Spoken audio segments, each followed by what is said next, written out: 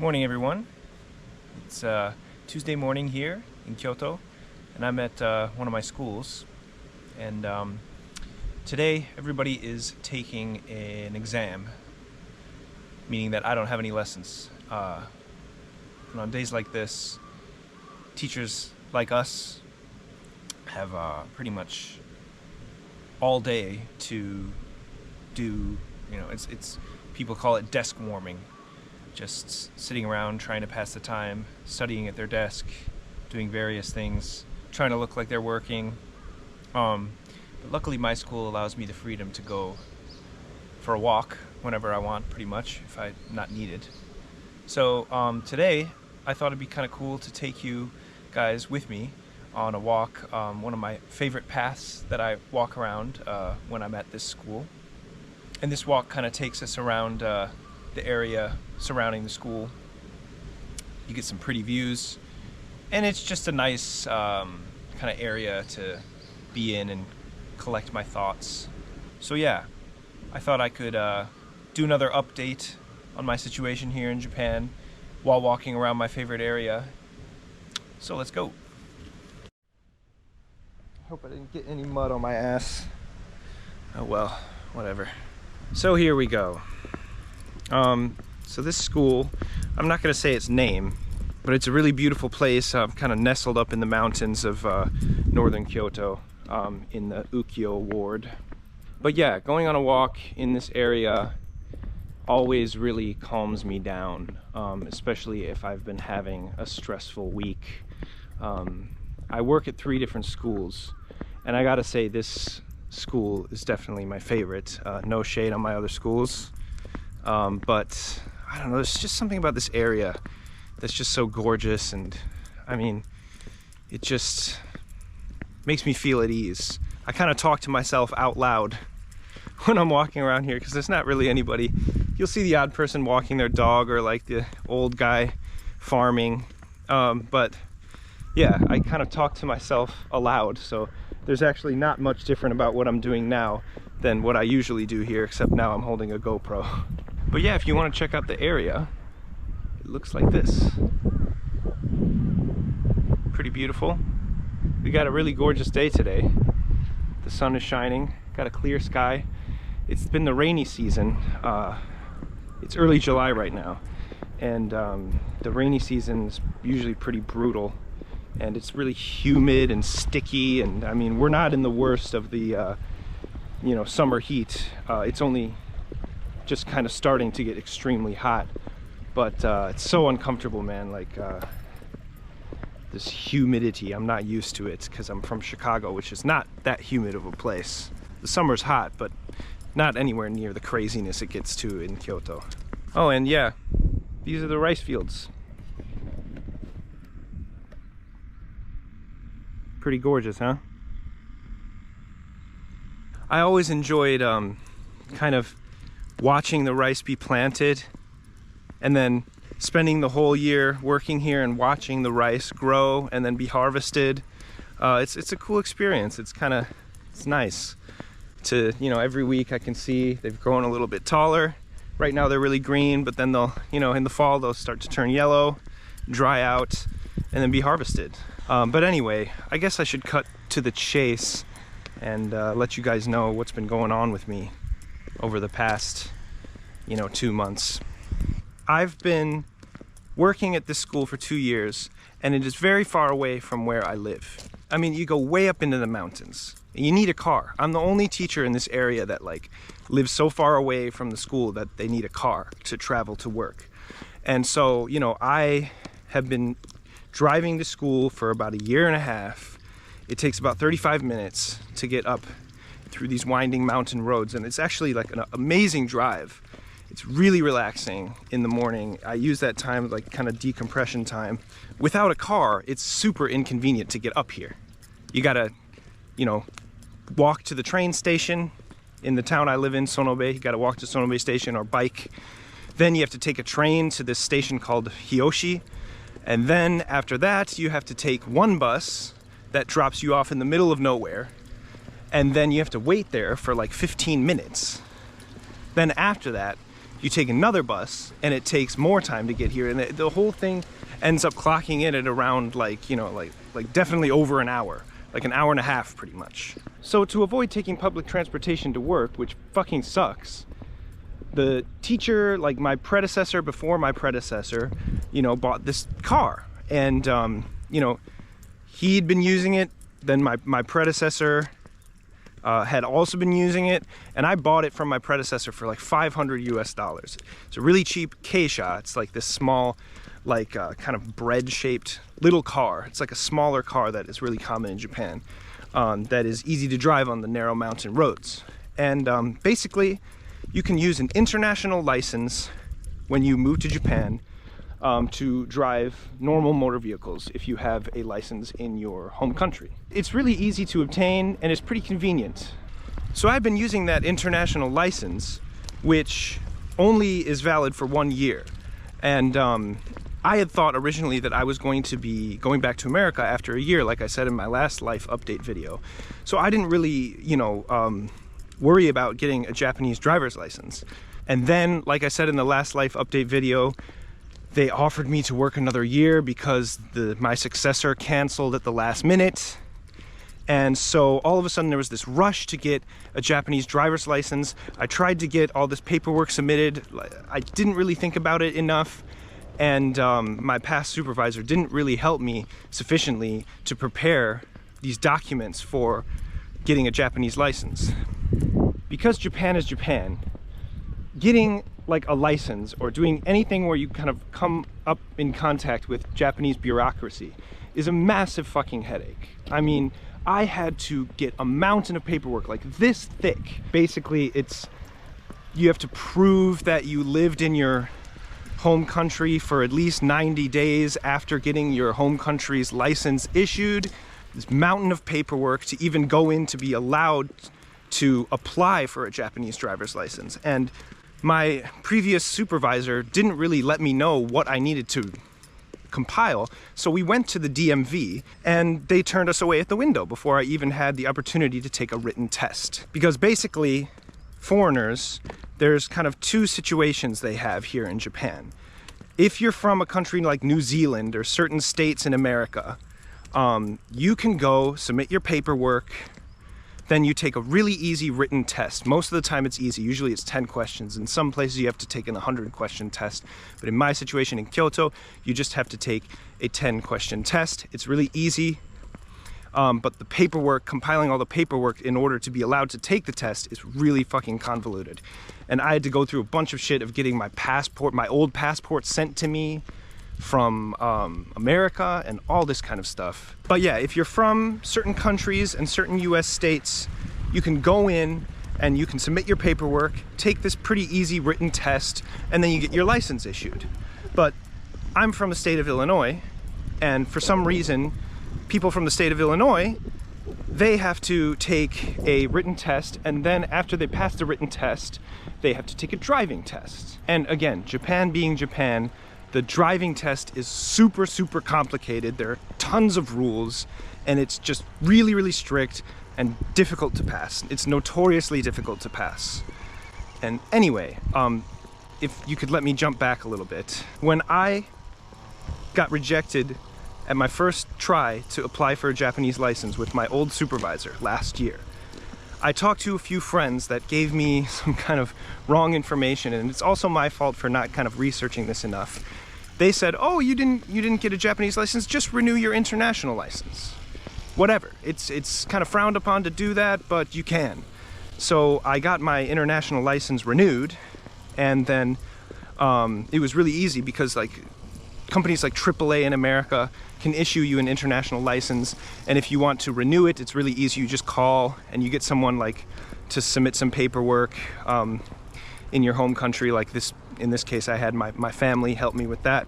And then I got a new international license sent to me that was valid for another year. And I thought I could use that. And my old supervisor was like, oh, you renewed your international license? Great.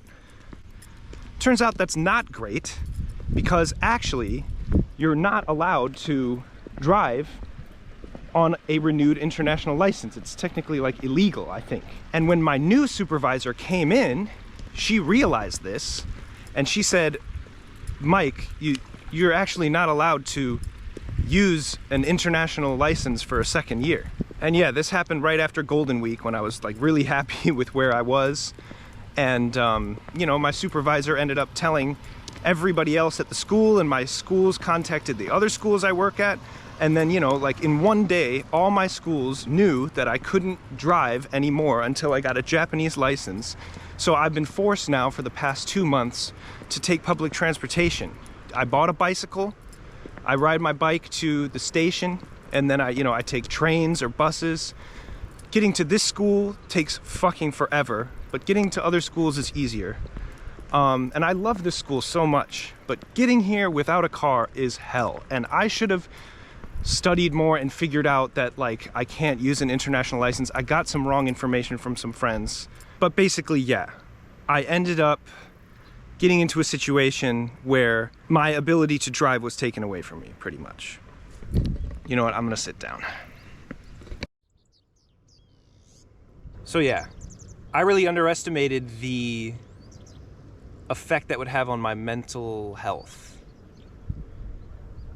And that's a subject that, you know, I think needs to be talked about more, is like being out here in rural Japan, like the teachers that come out here, sometimes you can get really isolated, and it can really wear on your mental health. And for me, I've been really lucky that I've been able to meet so many great friends and make so many great connections here in Japan to where I don't feel lonely, I don't feel isolated. I have a great community of friends that I've been able to make in Sonobe and other parts of Japan, like Miyama. And I loved kind of the community that I built up around me. Once I got my car, or my ability to drive rather, taken away from me, I was kind of unable to visit my friends because a lot of them live up in Miyama where, you know, you can't reach them by bus really. I don't know. I'm trying to communicate to you guys like how tough it actually was on me, this situation, because not only, you know, did I feel like my freedom of movement was taken away from me. I mean, I can still take trains and buses and stuff like that, public transportation, but I was kind of spoiled. I had a car I could drive, and I could drive to any place I wanted to at any time. I could drive to the city, I could drive to Kameoka, I could drive to school. It was nice and comfortable. And then when all of that changed and all of a sudden I had to take public transportation to school and ride my bike, and it coincided with the rainy season, so I was getting fucking buckets of rain poured on me, like when I was walking, or when I was riding my bike to and from the station before and after work, which doesn't help my mood. And also another thing that really affected my mood, this situation of dealing with the Kyoto DMV has just been fucking insane. Basically, because there's only one DMV in the entire prefecture of Kyoto, and Japan reopened late last year, there has been a giant influx in people making reservations at the DMV to get a license, Japanese people and foreigners. So if you make an appointment to go take a test and submit your paperwork, if you get your paperwork rejected or if you fail the test, you're gonna have to wait up to 3 months. It could be 1, 2, or 3 months until your next opportunity to come back to try the test again. And so I was like freaking out trying to get all this paperwork in order, and then my supervisor and I would call the DMV, and they were like really reluctant to answer any questions about, is this paperwork sufficient? Should I get more stuff? They really didn't want to answer any of those questions. They were really unhelpful. And like studying for the test, I was studying like 200 questions, like 3-4 times a day. And I was so nervous because like I got my ability to drive taken away from me in early May, and my test was in mid-June, my written test. And if I failed that, I could possibly get pushed back to like August. And that would be more months of me riding my bike through the rain, like taking the public transportation most of the time with the students of the school, which is kind of embarrassing. I mean, the students are really sweet, but it's weird traveling to school on a bus with them and sitting on these like rural bus stops with bugs crawling all over me and stuff like that. It's just like more months of that. I didn't want to have that happen. So luckily I was able to go in on June 15th, and they accepted my paperwork. I passed the written test, and then I was able to make a reservation for taking the practical driving test on the 14th of this month, July. And if I pass that, I will be able to, drive again. I'm gonna get my license. And it's just been 2 months of this kind of uncertainty, and I'm still in that. Like I feel like I can't fully relax, because if I fail this test, this driving test, and then I get pushed back to like August or September, my next chance to take the driving test, I'm gonna be in a bad headspace. And I've been in a bad headspace for the past 2 months because of this situation. And I know a lot of other people have way worse situations, and I totally understand that. And I've talked to people living in Japan that are in more stressful situations, but everybody's struggles are relative. And I try to tell myself, I try to compare my situation with other people's situation and say, hey, Mike, other people are struggling way more. Just get through this, be strong. And that's what I've been trying to tell myself and what I've been doing my best to do. But I have noticed that like a decline in my mental health. I'm more impatient, I'm more irritable. And it's just, I get home from work and I just sit at home. Sometimes I don't even turn the lights on, and just I let the sun sets, and my room is completely dark, and I'm just, I've been drinking a little bit more, and my mental health went down, and I didn't really expect that to happen. This kind of came out of nowhere and kind of slapped me across the face. And I knew that the second year of living in Japan, I would be faced with more challenges. The first year living in this country is so exciting. Everything's new. You're going and exploring different parts of Japan. It's fun, it's great, and it's true. Like the second year, you kind of come up against more challenges and more obstacles. And it's like, if you want to live in this country long term, you're going to have to accept that like the bureaucracy is super slow and inconvenient. You're going to be sent on a million fetch quests. And I love Trash Taste. I've been watching Trash Taste since the pandemic. And one thing that Connor said in there about coming up in contact with like really insufficient, inconvenient Japanese bureaucracy is like, it just sucks because you have to put your life on pause until you finish this problem. And my case, the problem is getting a Japanese license and then being able to drive again to work and resuming my normal life. I really do feel like my life has like been on pause for the past 2 months. And also my fucking car broke. I tried to kill a bug on the windshield, like back when I was still able to drive, and I accidentally like cracked the windshield.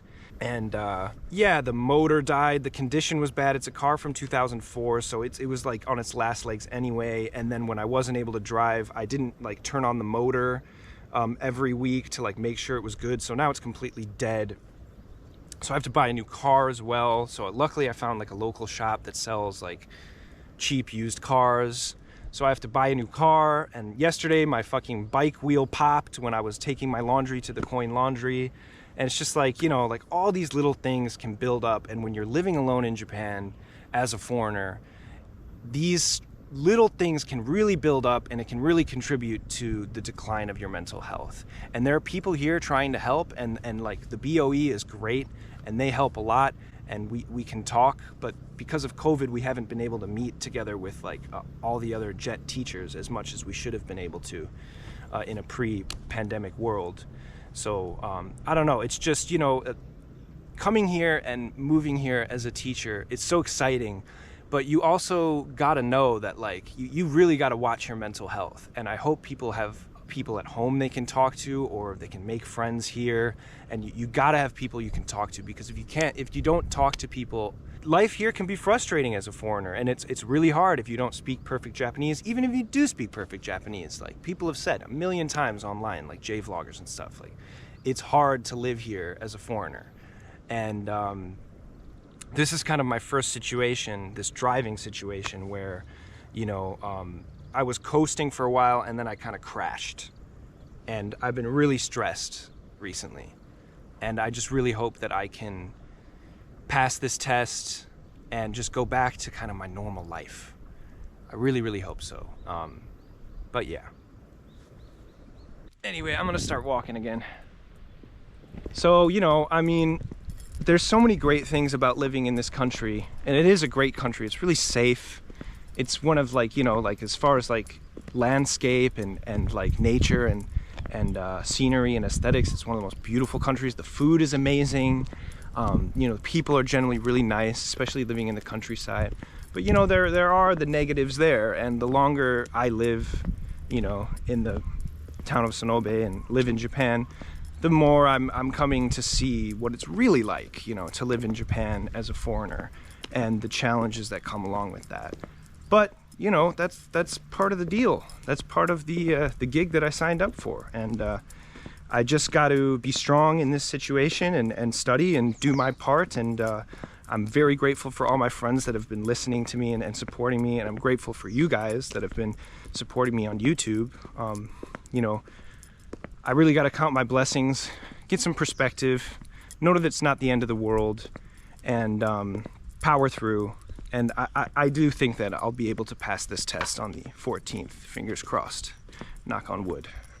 I'm really worried that this video is really unorganized and is just filled with me rambling about DMVs and other random shit. But, you know, I think talking about this is good.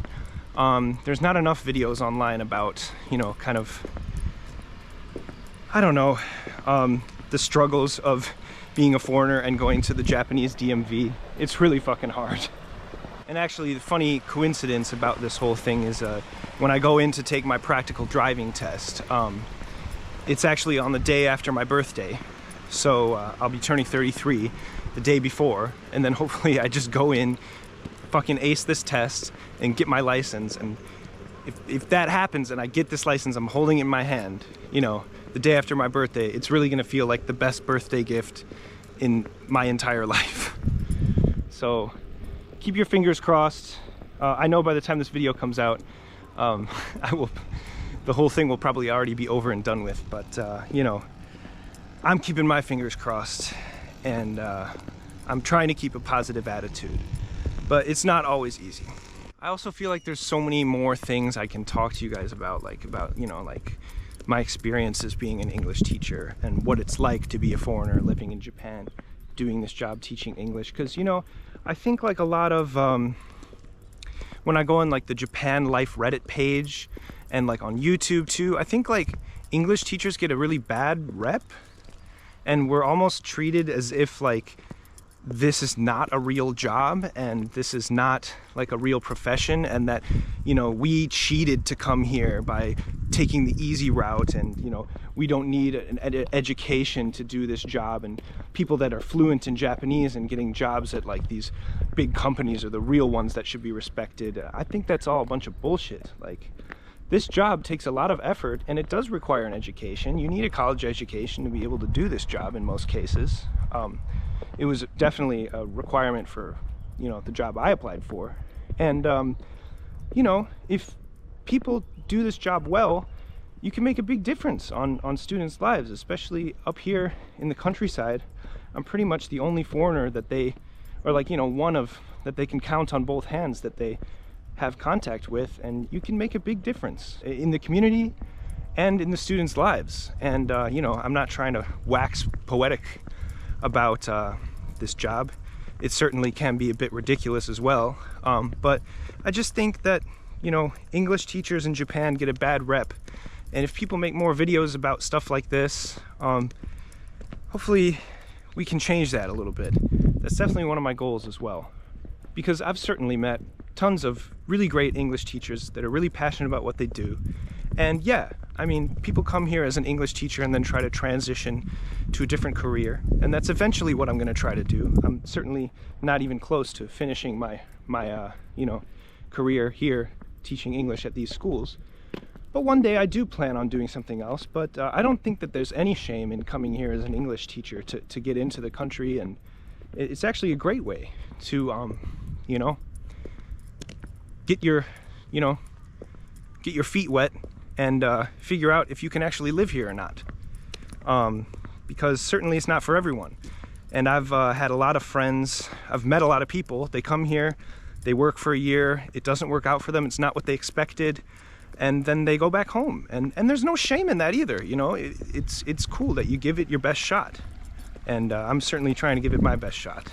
Actually, 2 students just walked past me, and I'm actually getting close to finishing my rambling walk around here.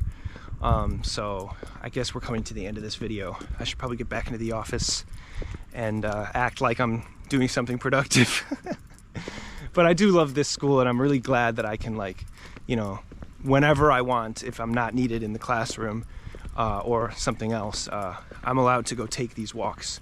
It really, really helps me, like I said before, but it really does help me to organize my thoughts, calm down if I'm stressed out, which I've been really stressed this past 2 months, and just, yeah, reorganize my brain so I can go in there, back into the office, back into the school with a positive attitude and a smile, because it's really important to, you know, keep a positive attitude when you're in there with the students, you know, because, you know, you're an adult and these are children, and you need to make sure that you're always doing your best to, you know, make a positive impact on them, even if you're not feeling 100%. And certainly I have not been feeling 100% for these past 2 months. And sometimes I've let it show in the office, and that's not good, but it happens, you know. I'm a human, and you know, I'm doing my best out here. But yeah, I couldn't do it without the support of my friends and my family. I'm really lucky in that regard, and some of the people at work that have been supporting me and helping me. Some people here have been extremely supportive, and I couldn't do it without you guys. So thank you so much for your support, and I hope that we can keep doing this, and I can keep updating you with cool content. So until next time, I'll see you later.